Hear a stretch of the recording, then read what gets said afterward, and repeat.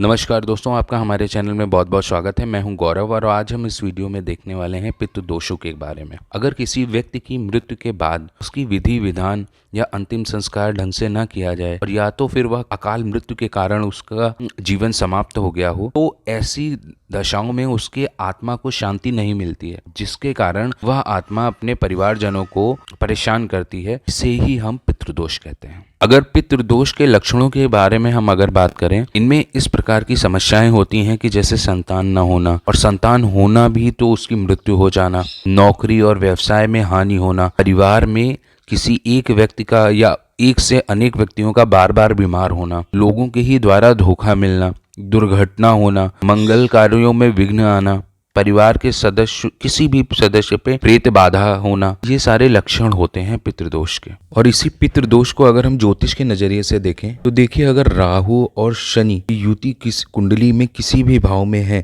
तो ऐसे व्यक्ति प्रेत आत्माओं से पीड़ित रहते हैं। उनका शरीर हमेशा भारीपन उनको महसूस होगा, तो एक जल्दी जल्दी उनकी तबीयत भी खराब होती रहती है। कुंडली में जब भी सूर्य के साथ राहु हो, शनि होता है, तो इसका मतलब ये है कि सूर्य एक प्रकाशित ग्रह है और उसके साथ जब भी कोई छाया ग्रह बैठ जाता है, ऐसी स्थिति में पितृदोष बना देता है। ये दोष ज्यादातर दूसरे, पंचम, नौवम और 12वें भाव में यदि होते हैं तो ये ज्यादा कष्टदायी होते हैं। और यदि राहु और गुरु की युति है, जिसे हम लोग चांडाल योग भी कहते हैं, यह अगर किसी मनुष्य की कुंडली में है तो ऐसे में भी उसकी कुंडली में पितृदोष बनता है। और यदि राहु और केतु 5वें और 11वें भाव में बैठे हैं और मंगल या शनि से युति कर रहे हैं तो ऐसी स्थिति में भी पितृदोष बनता है। देखिए, सूर्य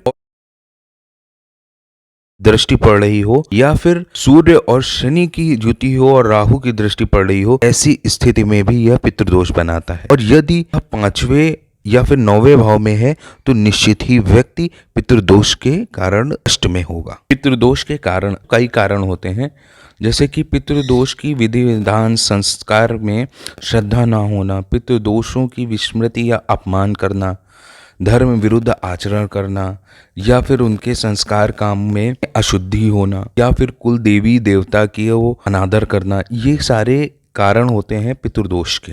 देखिए, इनके निवारण हेतु सबसे प्रथम हमें हनुमान जी की आराधना करनी चाहिए और भगवत गीता का पाठ करना चाहिए, विशेषकर 7वां अध्याय, और पीपल के वृक्ष में मीठा जल और तेल का दीपक भी जलाना चाहिए। सूर्य नारायण भगवान की उपासना करनी चाहिए। पितृदोष का पूर्णतः निवारण जो है, मेहंदीपुर बालाजी में भी पूर्णतः निवारण होता है।